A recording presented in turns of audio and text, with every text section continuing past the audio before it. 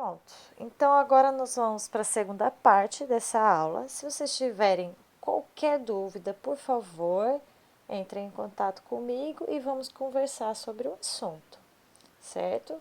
Então a segunda parte agora da aula vai ser a questão histórica de como a gente chegou nessa nova sonoridade, que já não é mais tão nova assim, já temos aí mais de 60 anos de música eletroacústica, mas que explica um pouco por que que a gente tem essa sonoridade tão diferente. Então vamos lá, a gente tem alguns fatos que ocorreram no início do século XX, às vezes até o final do século XIX, que anunciaram o surgimento da música eletroacústica.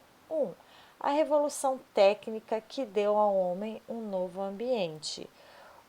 Quando eu falo da revolução técnica, ao final do século XIX, a gente vai ter a revolução industrial. Até então, boa parte do meio de produção do homem era toda manual. Né? A gente mal teve a eletricidade.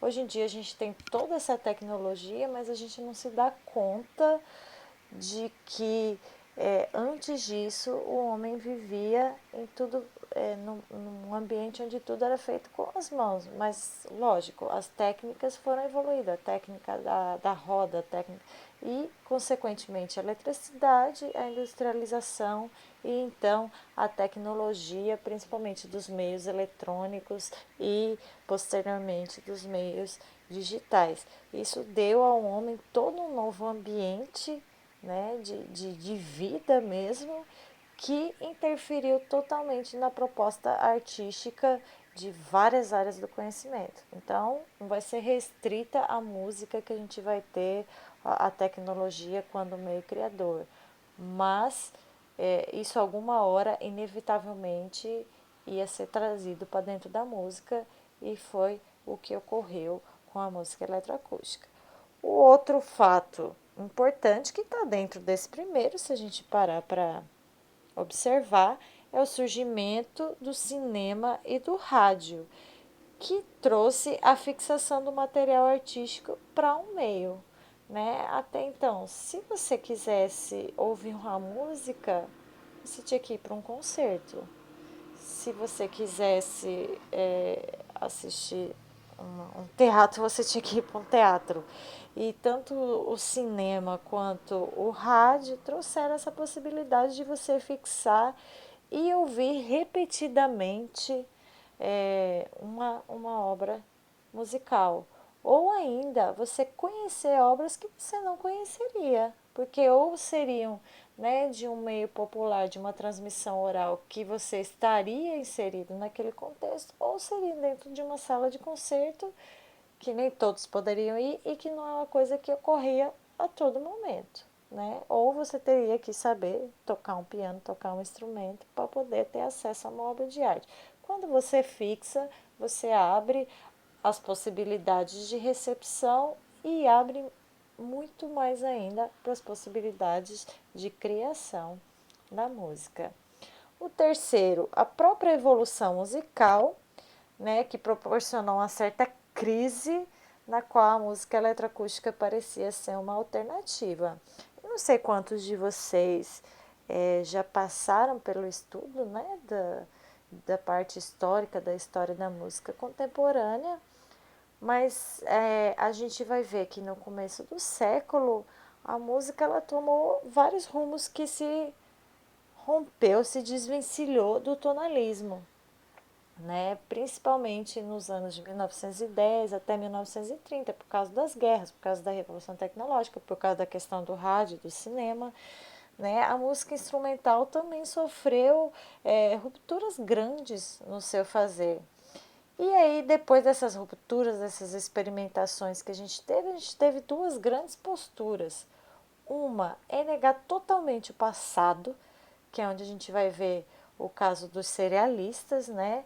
Eles negam totalmente, os cerealistas integrais, não os cerealistas decafônicos, eles negam totalmente o passado de modo a trazer uma música que é quase matemática, ela não é tão expressiva e ela é cheia de intelectualismos envolvidos na sua construção estrutural.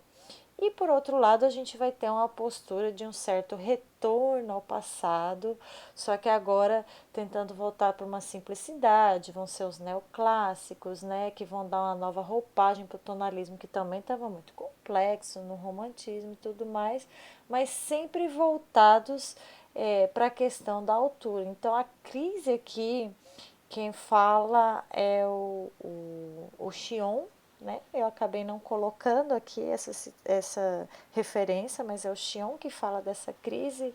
É tanto esse mundo exacerbado de informação que ou você transforma no intelectualismo mais puro possível ou você transforma numa simplicidade, mas ambas as músicas, desculpa, ambas obras, ambas abordagens vão estar voltadas para a construção em cima da altura, né? Da altura, das notas, dos ritmos. E aí a música eletroacústica ela serve como um meio de trazer outra referência além dessa. Ela sim vai trazer uma possibilidade totalmente nova, porque ela volta para o primórdio do que é música, para a matéria-prima que é o que? O som. Né? Vamos falar um pouquinho mais ali, hora que eu chegar em música concreta. Então, vamos falar um pouquinho da revolução técnica, porque a revolução técnica vai trazer uma possibilidade não, uma vertente composicional própria que vai ser um precedente da música eletroacústica. A revolução técnica, é claro, remonta mais ao início do século, como eu citei lá atrás, mas foi especialmente durante esse período que vimos a moda dos modernismos, futurismos, que se afastaram dos modelos românticos, que é, né, a retratação da natureza, de florestas e lagos, para buscar uma nova inspiração nas criações técnicas do homem, até então consideradas triviais ou sem graça. Tá? Isso para os modismos desses futurismos. Então, essa nova natureza inspirou uma moda da chamada música mecânica, que imitava o ritmo espasmódico e implacável das máquinas, seus estrondos e suas estridências. Isso a gente não vai ver só na música, não. A gente vai ver essa moda aí dessa questão do futuro em várias artes, né? Da música do futuro, da arte do futuro, que vai retratar justamente essa nova realidade, essa nova natureza que o homem convive, que é barulhenta, que é cheia de, né, de sons de eletricidade, de máquinas, de carro, e, entre outras possibilidades que conhecemos muito bem. Então foi o pintor Luigi Russolo que desculpem, votando. É um pintor italiano, Luigi Russolo, que imaginará essa música dita sonora. Tá? Quem foi Luigi Russolo? Luigi Russolo ele fez parte de um movimento artístico bem no começo do século, né, por volta de 1912, 1913, que chamava futurismo. Né? Era um movimento artístico da Itália, onde tinha um líder que chamava Filippo Marinetti, onde eles fizeram várias obras de arte com esse fim de retratar essa nova natureza. Né? Então, eles retratavam a questão da velocidade, a questão da eletricidade, do estresse da vida moderna. Pensa aí, a gente está em 1912, 1913. Né? Então, essa nova natureza dessas grandes cidades que estão surgindo aí, Nova York, né? Própria Roma, estavam crescendo exacerbadamente, trouxeram essa nova realidade que eles acharam que tinha mais a ver, que deveria ter mais a ver com a fonte de inspiração para suas criações artísticas. E aí a gente tem o Luigi Russolo, que é um pintor que também tocava violino, né? Que pensou que a música também deveria mostrar essa nova estética que retrata esse futuro, essa nova natureza em que eles estavam inseridos. Então, ele fez um manifesto que ele mandou em cartas de 1913, que ele mandou para o Filippo Marinetti e, né, depois isso foi publicado enquanto manifesto, junto com o Manifesto Futurista. Se vocês procurarem no Google, colocar Manifesto Futurista Marinetti, vocês vão achar uma versão, inclusive, em português, é interessante ler. Né? Tem umas questões que às vezes a gente pode não vir a concordar, mas tem muitas coisas interessantes a respeito disso. E nesse manifesto tem algumas citações de Rousseau que ele faz referentes à música. Então vamos dar uma olhada nelas. Ele diz: hoje a arte musical procura uma amálgama de sons mais dissonantes, mais estranhos e mais estridentes. Assim, abordamos o ruído sonoro. Essa evolução da música é paralela à crescente multiplicação de máquinas que participam do trabalho humano.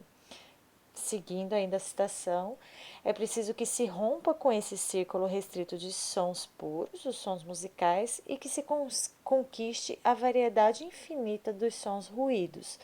Toda a manifestação da nossa vida é acompanhada de ruído. O ruído é, portanto, familiar ao nosso ouvido e tem o poder de nos remeter à vida mesma. É preciso que a sensibilidade no musicista, liberando-se do ritmo fácil e tradicional, encontre nos ruídos um modo de se ampliar e de se renovar. Então, o que essas citações nos chamam a atenção?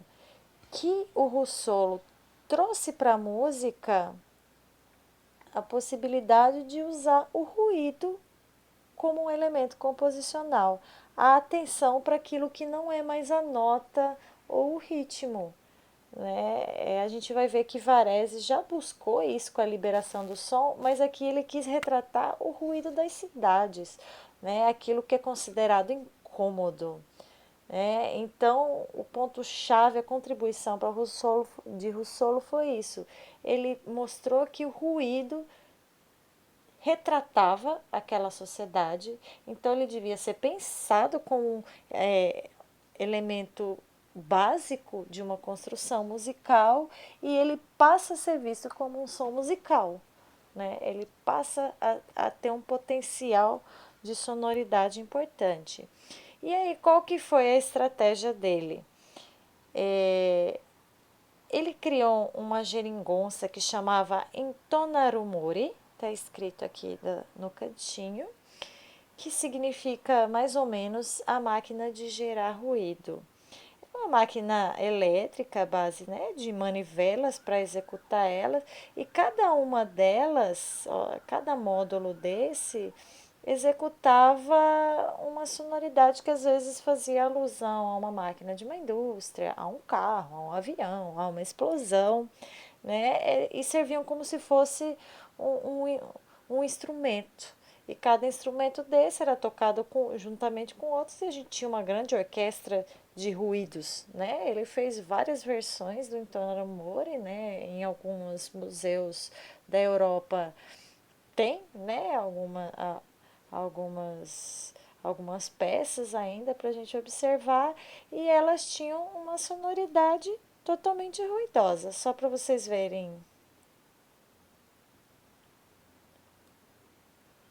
Puxa, eu tirei daqui a partitura, mas depois eu volto para vocês verem. Ele fazia inclusive uma partitura específica para esse instrumento.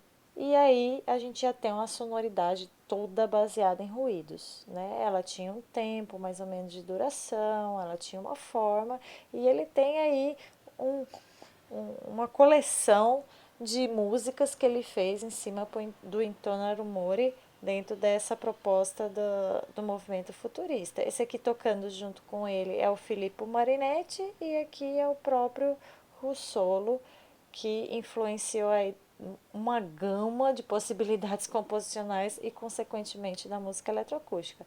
Vamos ouvir um trechinho de uma peça dele que chama Risveglio di una città, que é tipo o alvorecer de uma cidade, que é onde ele começa a chamar a atenção para essa sonoridade própria das cidades. Vamos ouvir um trechinho.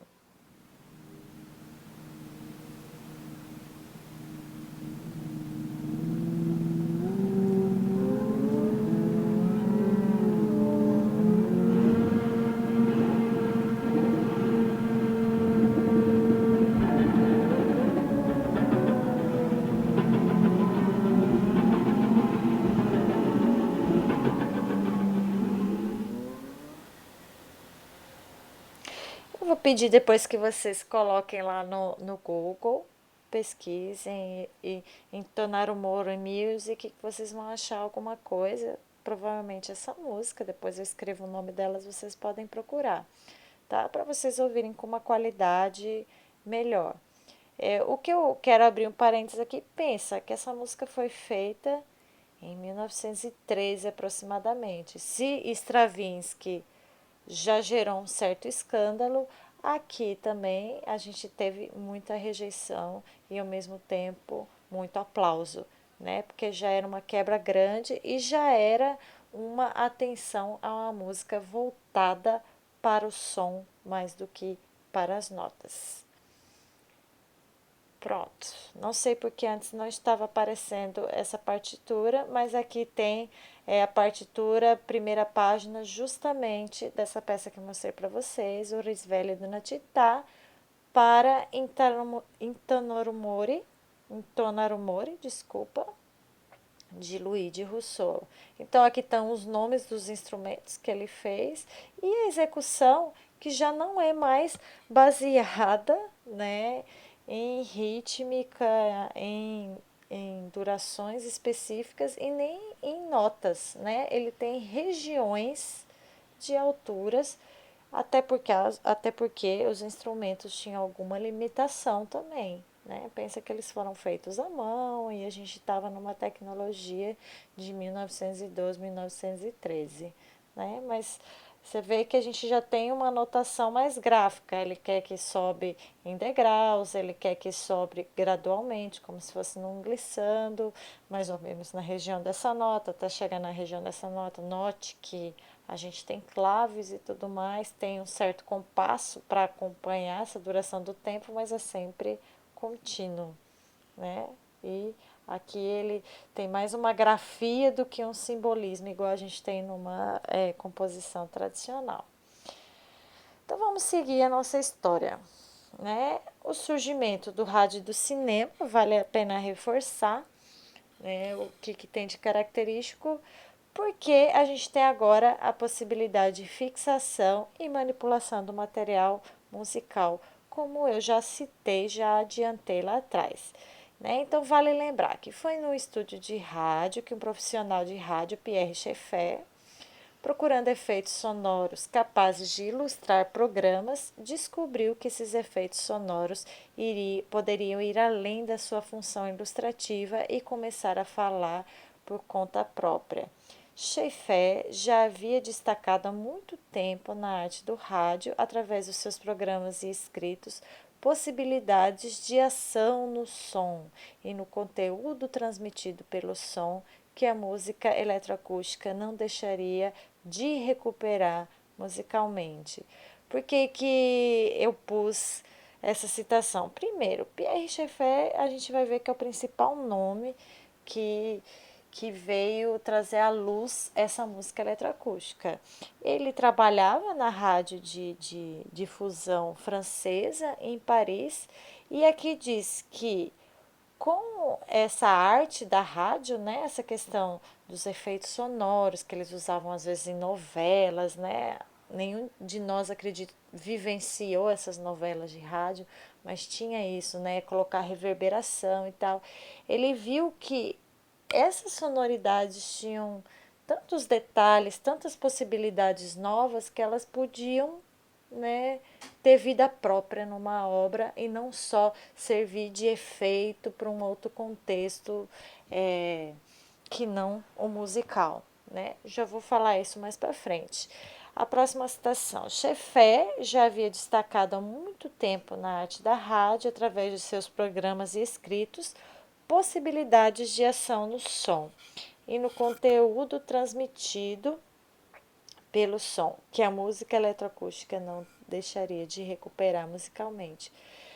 Eu peço desculpa que eu me repeti aqui, já havia falado essa frase, na hora que eu enviar o PDF para vocês eu vou ter consertado e eu acho que não vai valer a pena eu editar esse trecho do vídeo. Ok? Vamos dar seguimento então. A ampliação da voz humana e, em geral, a ampliação do íntimo pelo microfone, o uso de eco artificial, a mistura de diferentes planos sonoros, a filtragem de sons e a edição constante são todos processos expressivos que o rádio usava no drama, ou seja, né, nas novelas, nas narrativas, da música eletroacústica, fazer depois disso processos de linguagem composicional. Né? Ou seja, ele vendo esses efeitos, repetindo o que eu falei ali atrás, ele viu potencial para aquilo se tornar musical e não só um veículo para um drama narrativo, uma situação descritiva. Né? Antes de entrar no Chefé, eu acho que vale a pena falar do Edgar Varèse, né, que foi um compositor francês, mas que viveu a maior parte da vida dele nos Estados Unidos. Ele é naturalizado americano e ele é um nome importante tanto para a música eletroacústica como para toda a música experimental e toda essa música que baseia sua construção na evolução de sonoridades. Varese se estabeleceu como compositor mais ou menos assim, na década entre 1910 e 1930. Ele não teve tantas composições assim, não chegou a 20 composições, né? Todo mundo que eu conheço, todo compositor, acho que até eu já tenho mais do que isso, mas a abordagem dele foi de uma ruptura e de um pensamento muito importante para a época e para o que veio depois dele, né? Por que eu chamo atenção para o Varese? O Varese, ele usou uma terminologia que é o que ele chamou de liberação do som. O que seria essa liberação do som? Seria essa libertar esse som das amarras de um sistema que esconde a sua particularidade interna. Para ele, um som que o som, né, com seu timbre, com a sua morfologia, com a sua transformação no tempo, não é perceptível se ele é só um veículo para a nota, por exemplo, ou para um intervalo, ou para uma estrutura melódica. Porque se você toca uma melodia, o que te vem à percepção primeiro é essa melodia, muito mais do que as transformações internas daquele instrumento, daquele som daquele instrumento que está executando ele. Tanto é que se você tocar a melodia no piano e tocar a melodia numa flauta, você vai reconhecer de cara que é a mesma melodia. Lógico, é como se ela estivesse só num contexto diferente. E ele acha que isso daí justamente não te faz perceber qual a particularidade desse som desse piano, quais são as granulosidades, quais são as texturas que esse som do piano tem. E por isso ele propõe uma música que busca essa liberação desse som, dessas amarras do abstracionismo somente da nota. Né? Para ele, uma música pode ser baseada na transformação desse som. Então, vamos dar uma olhada numa citação que ele fala sobre isso. Eu trabalho muito, sobretudo no sentido de som, que para mim é a sólida base da música, meu elemento bruto. O intelectualismo do intervalo é para mim um fator que não tem nada a ver com o nosso tempo e os novos conceitos. E ele já estava dentro ainda daquela proposta da revolução tecnológica, essa busca, né, dessa sonoridade do futuro, essa sonoridade urbana, justamente por isso, porque o romantismo buscava muito a vida do campo, paisagens, rios, e aqui já é uma atitude antirromântica e às vezes até antitonal de construção musical.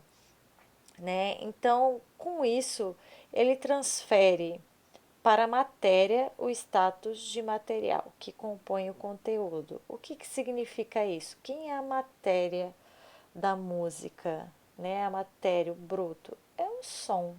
Quem é o material? O material, por exemplo, é o tonalismo, é aquilo que você vai usar para produzir um conteúdo musical, né?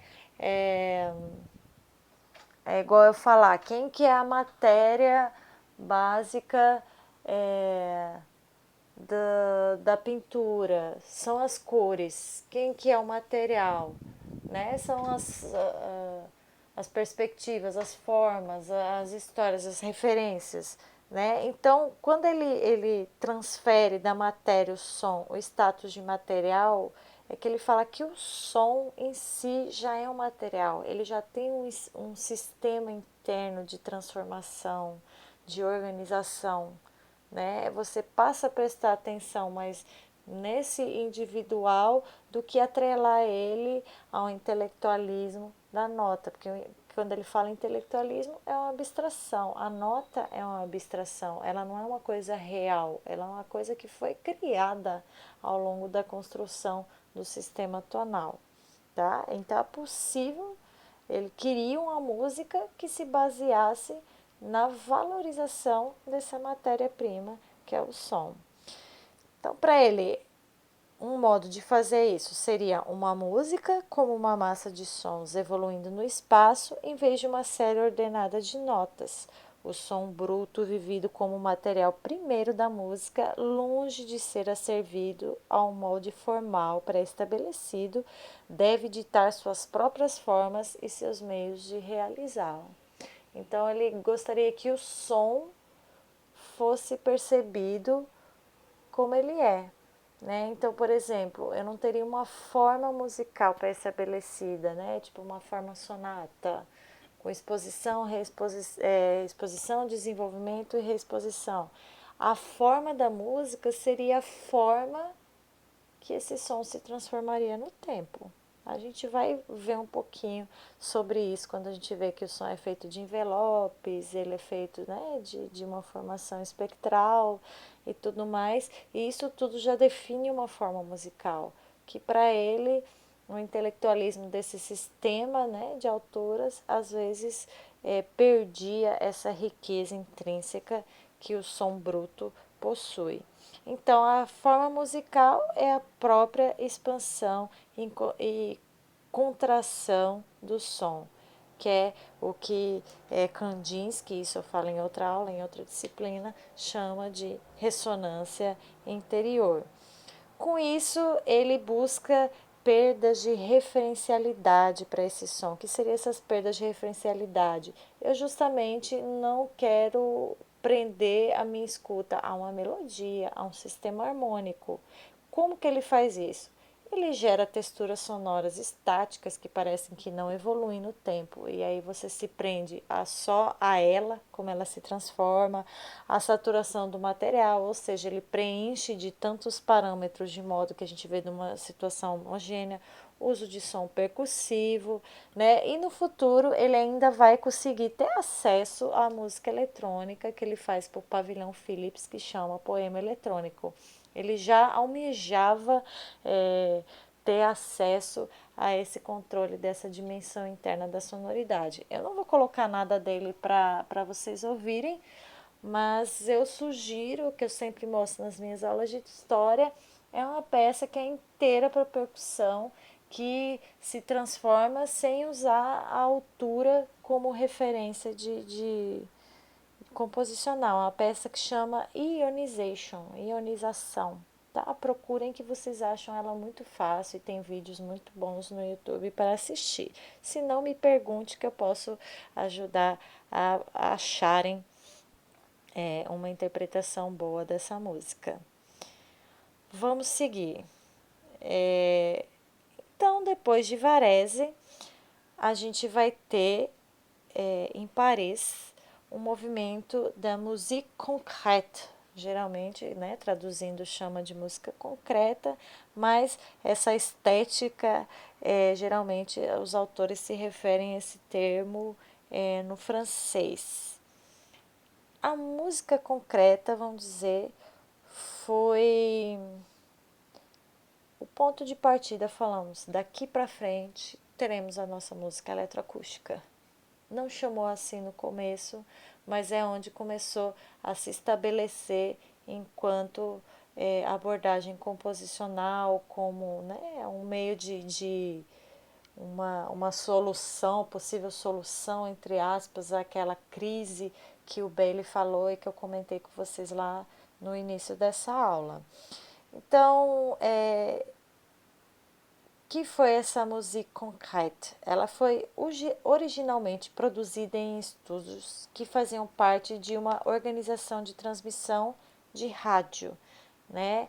A ORTF, né? Que é a Organisation de Radiodiffusion Française, alguma coisa assim, né? Que era onde o nome Pierre Schaeffer, que eu já citei ali atrás, trabalhava, que era um engenheiro elétrico e ele trabalhava e estudava esses efeitos sonoros que eram usados em dramas, né, transmitidos na rádio.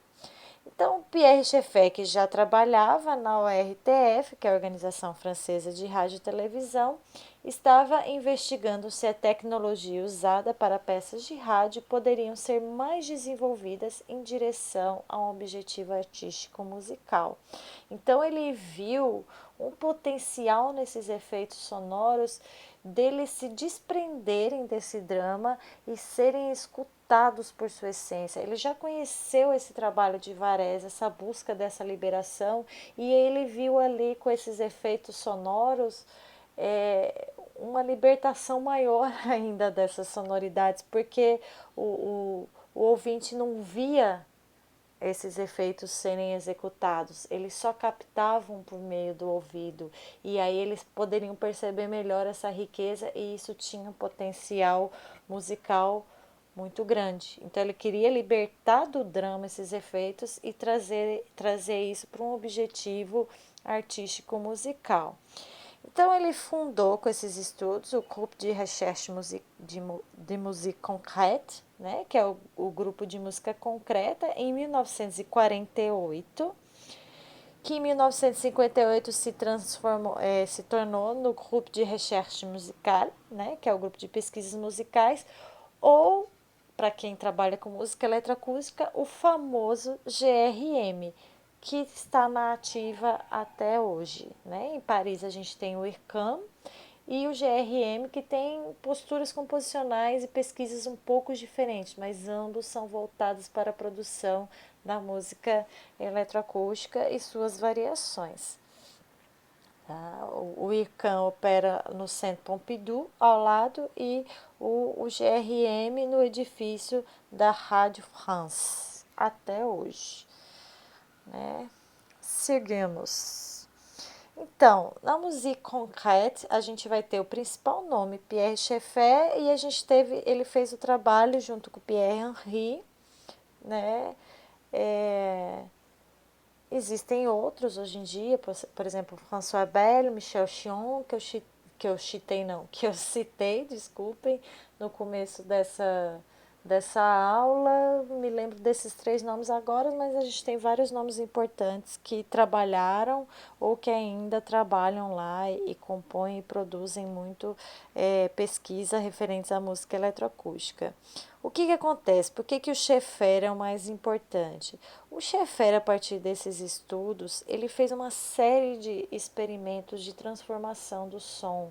Ele desnaturalizou, ele descontextualizou, ele recontextualizou, né? Pegou um som gravado, tocou de trás para frente, sobrepôs com outros sons de outra natureza, né? Tipo o som de uma porta junto com o som de um carro, junto com uma galinha cacarejando, né? Por exemplo, né? Não usou necessariamente esses sons e colocou eles para tocar junto.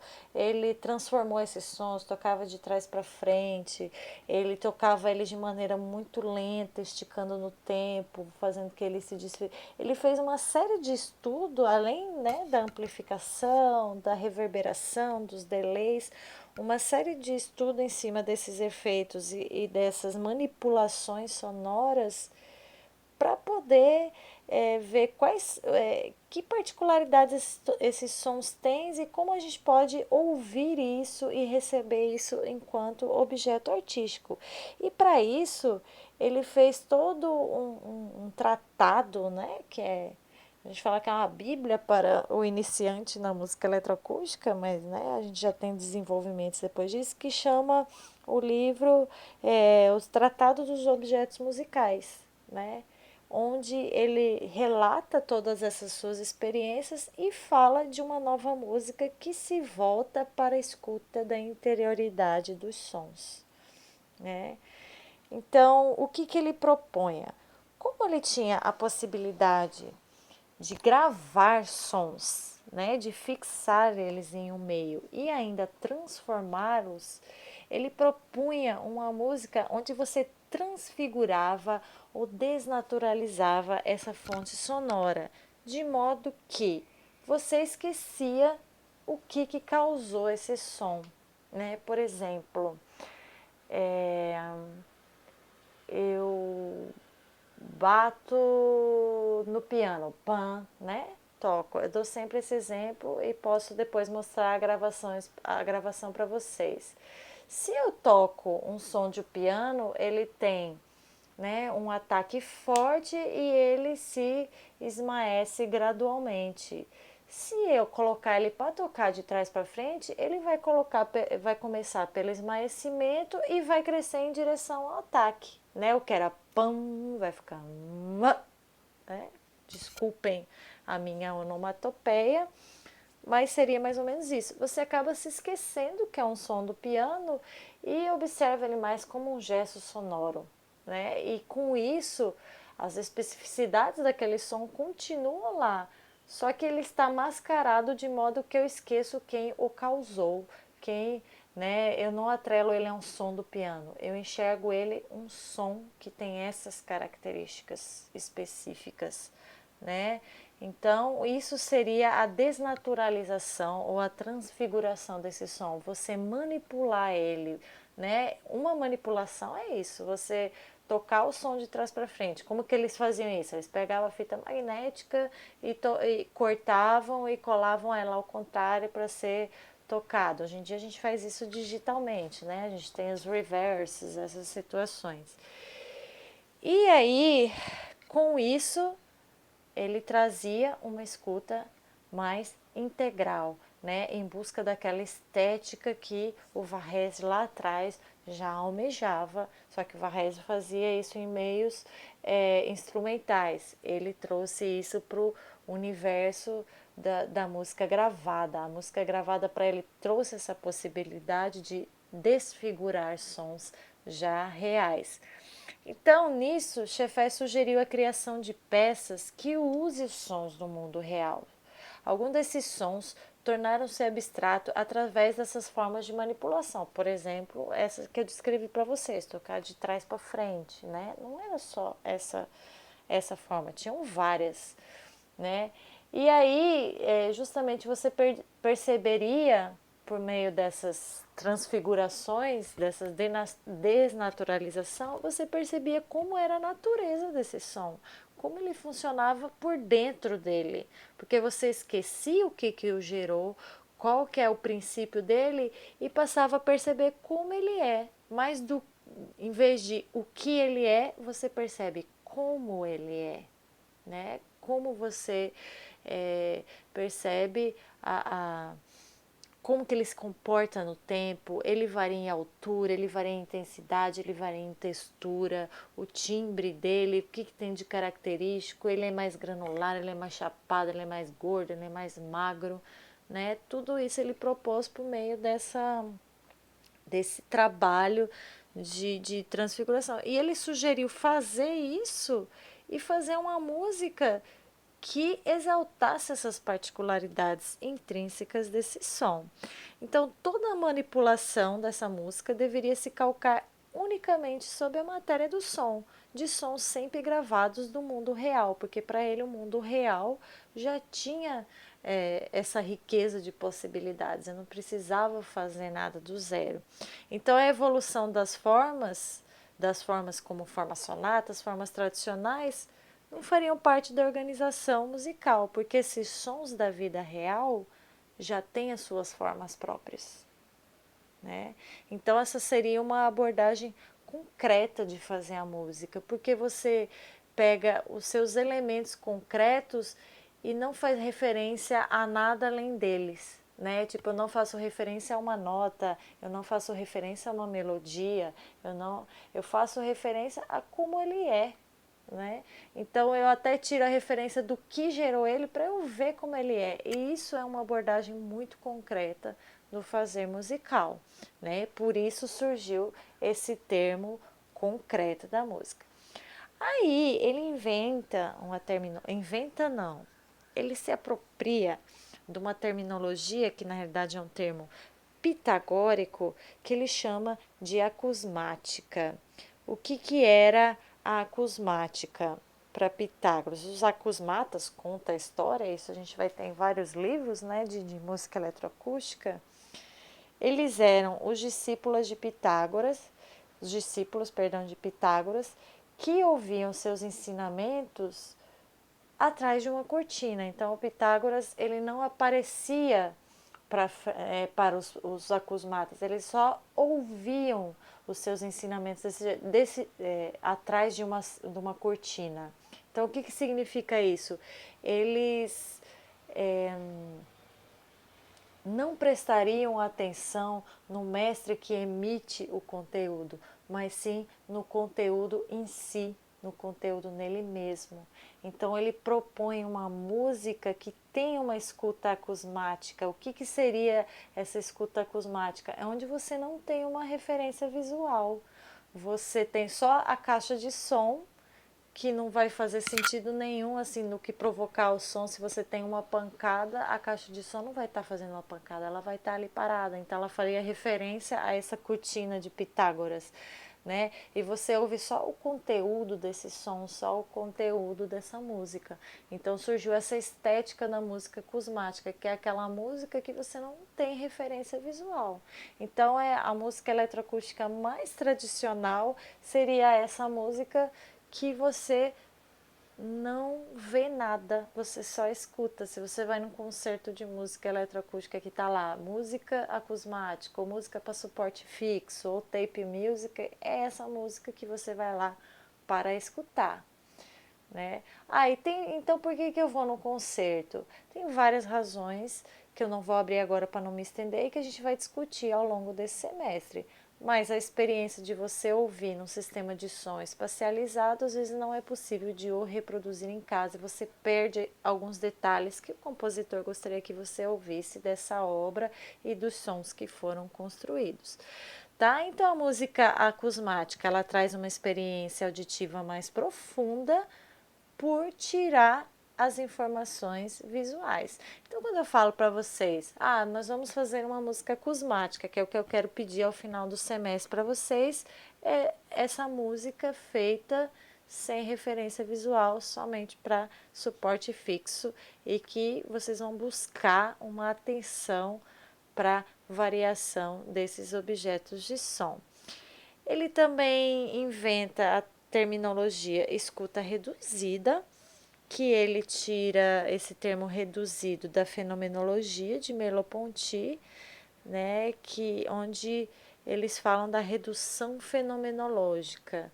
Né? A redução fenomenológica, quando você vai fazer uma análise por redução fenomenológica, você faz o que eles chamam de pôr o mundo entre parênteses. O que seria esse pôr o mundo entre parênteses? Você enxerga aquele objeto pelo que ele é na sua essência e não pelo que o mundo diz sobre ele. Né? Eu não vou falar assim, isso é uma cadeira, isso é um objeto que tem uma característica de ser de madeira, de metal, né? Ela é macia, dura, lisa. Você vai descrever como ele é na sua essência e não o para que ele é, né? Ou que ele é uma cadeira. É como é essa cadeira, né? Isso seria a redução fenomenológica. E a escuta reduzida seria essa busca por você ouvir sem saber da onde vem, ou o que formou ele, ou o que ele é, e sim como é aquele som, você perceber quais são as qualidades inerentes àquele som. Então,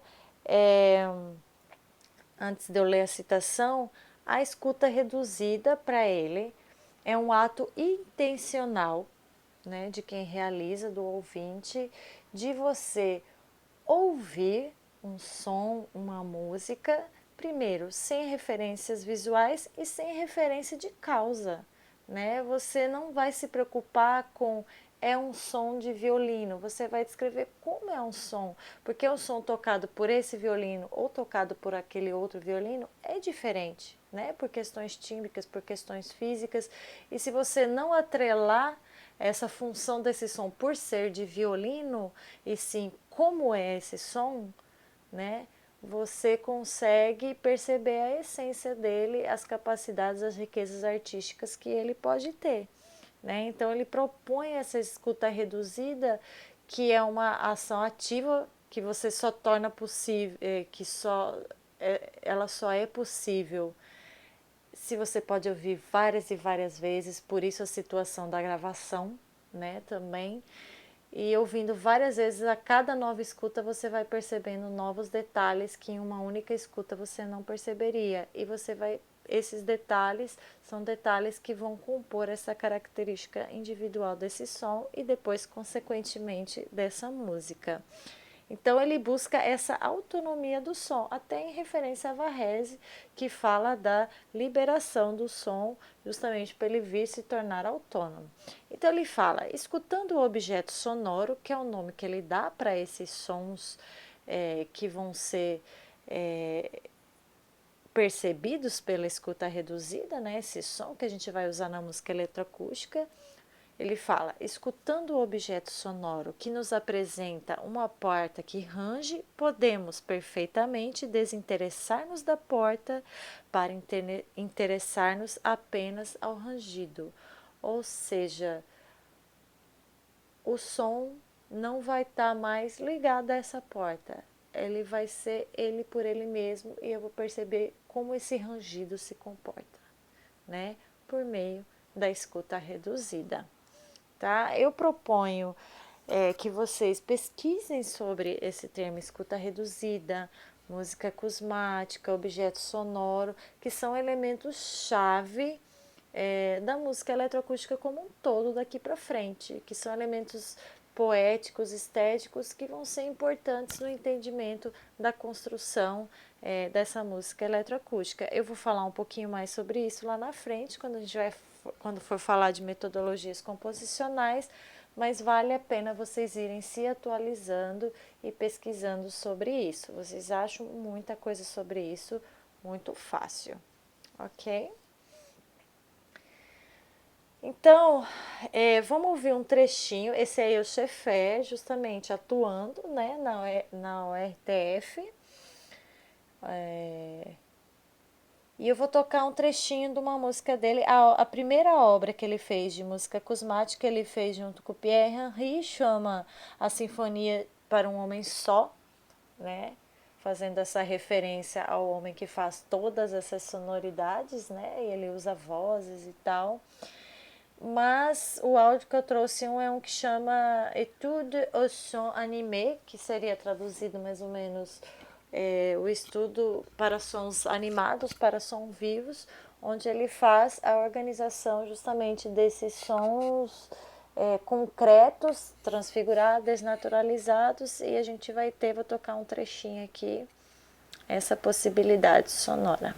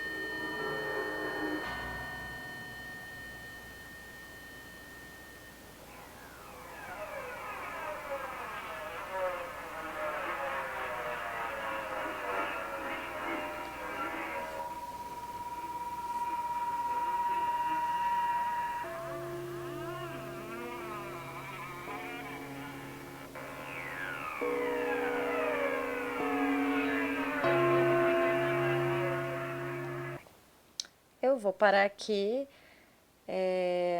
Vou disponibilizar lá no Siga esse áudio também para vocês ouvirem. O áudio do Entonar Humor e também os áudios que eu tiver aqui nesse slide eu vou disponibilizar para vocês escutarem depois com calma.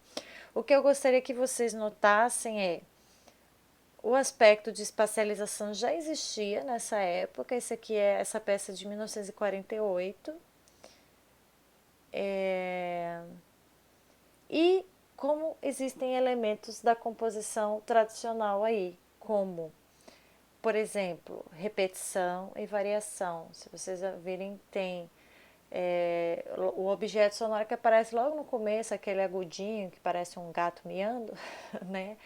Ele se varia ao longo do tempo e aparece lá na frente, né? Ele tem contrastes, né? A gente tem momentos de um tipo de morfologia mais contínua, que aí é quebrada por um ataque mais curto. Isso é um tipo de contraste, que são elementos básicos da composição tradicional, né? A gente vê contraponto, só que aqui o contraponto não é de altura, a gente vê contraponto de formas sonoras. Tudo isso a gente vai ver ao longo do semestre, mas eu queria que vocês notassem isso nas escutas que vocês forem fazendo daqui para frente.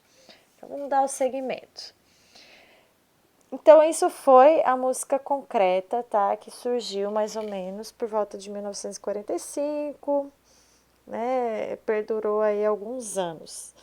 Mais ou menos na mesma época, poucos anos depois do surgimento da proposta de Schaeffer, em Colônia, na Alemanha, a gente vai ter a música eletrônica, né? Que tem a sua versão em alemão. Não vou arriscar falar aqui porque realmente não sei pronunciar corretamente, né? Seria algo como Elektronische Musik, mas posso estar errada, né? Lá em Colônia, também no estúdio de radiodifusão de Colônia, né?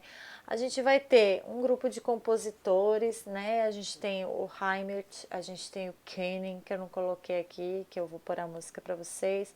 Passou por lá Stockhausen, Boulez, né? Entre outros compositores. Lá eles estavam fazendo um tipo de estudo diferente.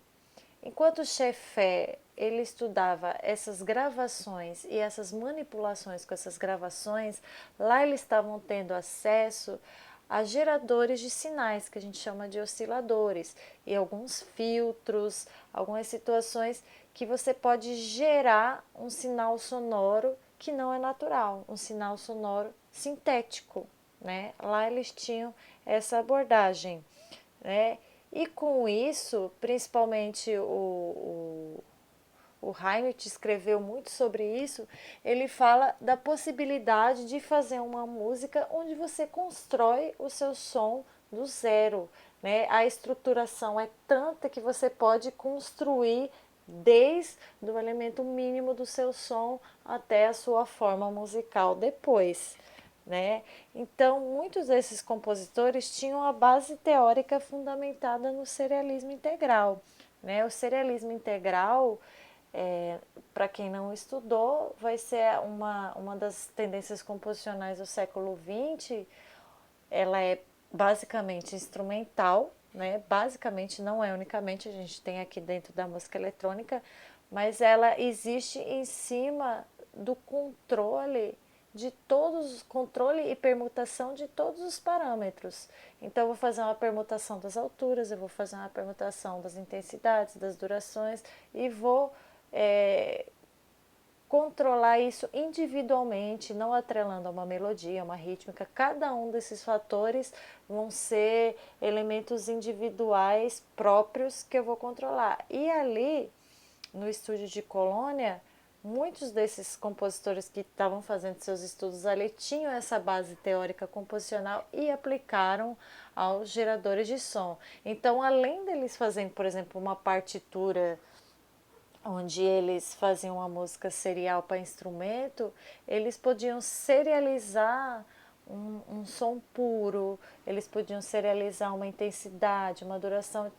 eles tinham essa possibilidade de ter o controle em cima dessas máquinas. Então, todos os parâmetros musicais que antes eram notados no papel, né, altura, duração, intensidade, articulação, agora ainda vão para um universo mais quase infinito de possibilidades. Eu posso controlar a frequência, posso controlar a amplitude, eu posso controlar o espaço, né, a trajetória do som no espaço, eu posso controlar aspectos físicos do som. São tratados de uma maneira bem abstrata e todos são tão importantes quanto a nota, duração, ruído, né? E aí eles compõem a essa maneira, que é bem diferente da proposta de Schaeffer. Schaeffer fala, não, sei lá, pegar os sons da natureza, né?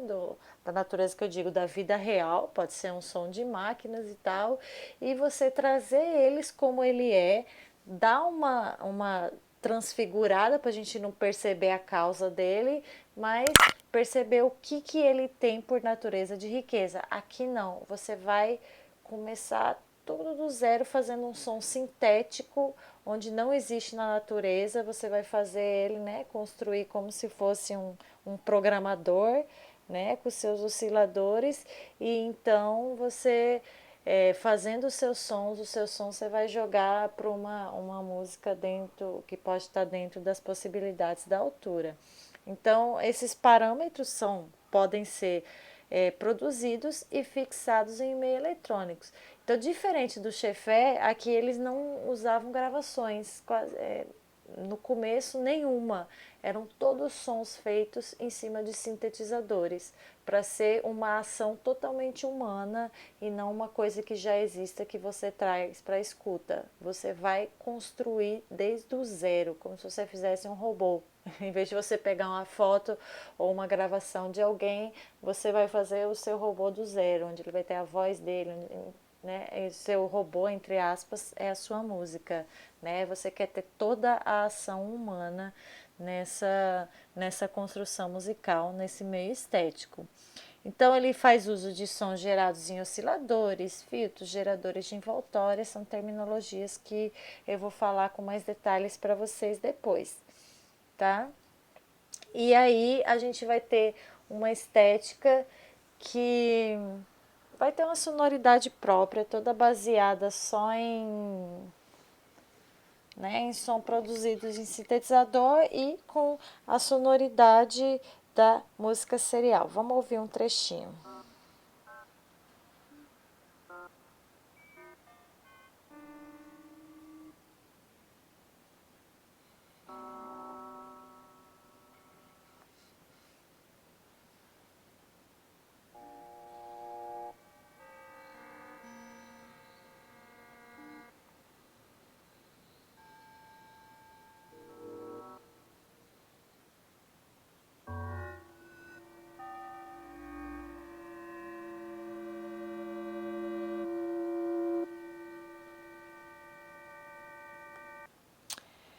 Então, o que acontece? Essa música também não tinha referência visual inicialmente, né? A gente percebia, ela era feita toda nas máquinas, né? Toda construída do zero até a gente chegar àquele ponto máximo de ação humana que eles buscavam. Né? Mas ela tinha em comum com a música de Schaeffer isso, era uma música para ser transmitida em alto-falantes. Só que a gente percebe uma diferença de transmissão do discurso. A música de Schaeffer, ela tem uma temporalidade que nos soa mais orgânica, né? Como são sons naturais, o tempo dela é um tempo mais plástico, ele é mais moldável, ele é mais fluido, né? Um som cai no outro. Aqui não, como é uma ação abstrata humana, a gente tem uma sonoridade mais fragmentada, né? Os timbres são todos artificiais propositalmente, né? A gente não ouve aqui um som de sino, a gente ouve sim, sons de sintetizadores que nos lembram até Ataris antigos, aqueles videogames antigos, porque eles faziam uso desses sintetizadores. E aí com o tempo, algum desses compositores eletrônicos de Colônia começaram a usar algumas técnicas dessas de transformação do som para deixar esses sons artificiais com uma temporalidade mais orgânica, mais entre aspas, real, né? E além disso tudo, começaram a misturar, usar som gravado junto com som sintetizado, e aí com o tempo a gente teve essa fusão dessas duas abordagens para chegar nessa música eletroacústica, onde a gente faz uso desses dois tipos de material de base, mas a transmissão continua sendo por alto-falantes. Né? E aí, depois disso, esses dois foram os principais marcos, da onde a gente começou a ter essa música difundida por alto-falantes. A gente, como viu lá atrás, tem uma miríade de possibilidades de gêneros e de categorias que compõem a música eletroacústica. Aqui ao final, eu não vou tocar para vocês, eu coloquei alguns exemplos auditivos para vocês ouvirem, de alguns tipos clássicos, vamos dizer assim, de música eletroacústica.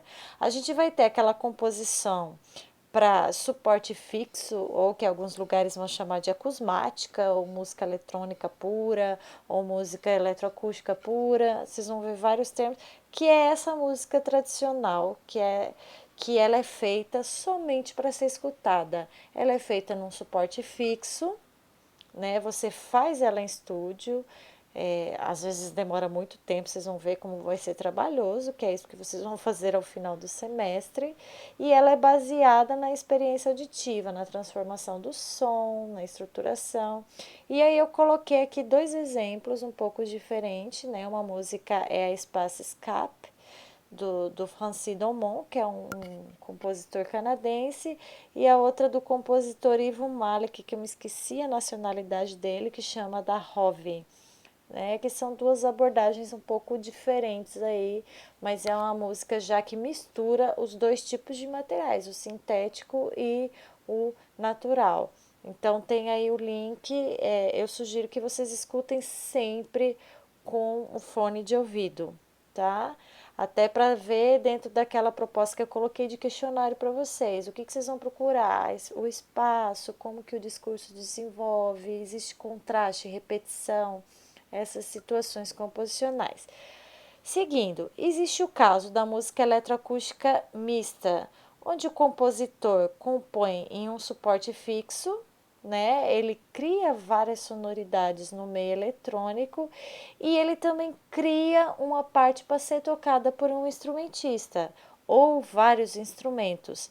Então, se é, por exemplo, um instrumento solo e eletrônico, o instrumento vai atuar como um grupo de câmara, vamos supor, com a eletrônica. Você vai ter que fazer uma partitura para o instrumentista e vai ter que fazer também a escrita, a parte eletrônica que vai ser fixa. Então, na hora do concerto, você vai dar o play na parte, vai tocar a parte fixa e o instrumentista vai atuar em cima desse som que está tocando ali. Tá? Então, aqui eu coloquei dois exemplos, um da Manuela Blackburn e outra da Petra Brahata. Também peço para vocês escutarem com calma em casa.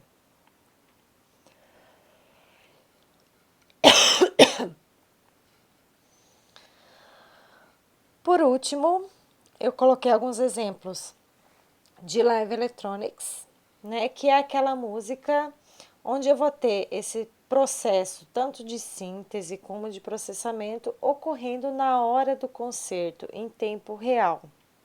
Né? Aqui eu vou ter também um universo de possibilidades.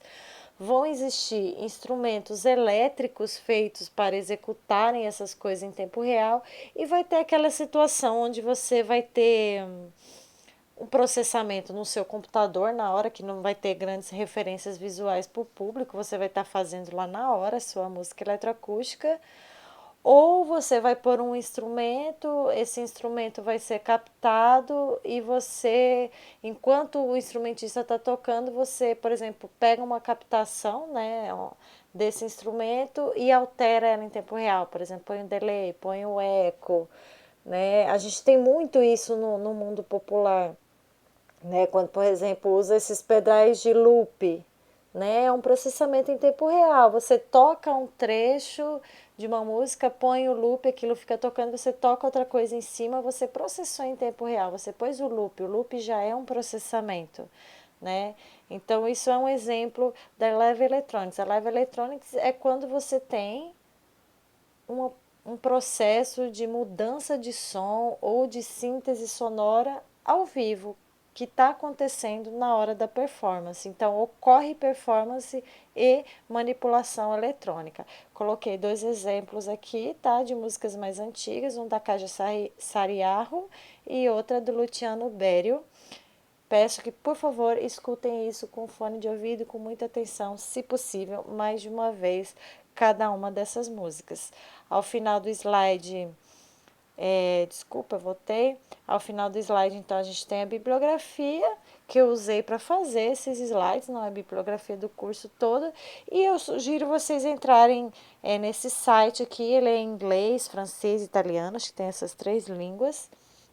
Mas ele é um site onde reúne muitos artigos e tem inclusive um glossário todo sobre música eletroacústica. Então, quando eu estiver usando uma terminologia aqui que vocês não viram, vocês podem procurar lá que provavelmente está lá e está a definição, sempre voltado para música eletroacústica. É muito rico. Entrem lá e deem uma olhada. Tá? Por hoje eu encerro aqui e até o nosso próximo vídeo. Tchau!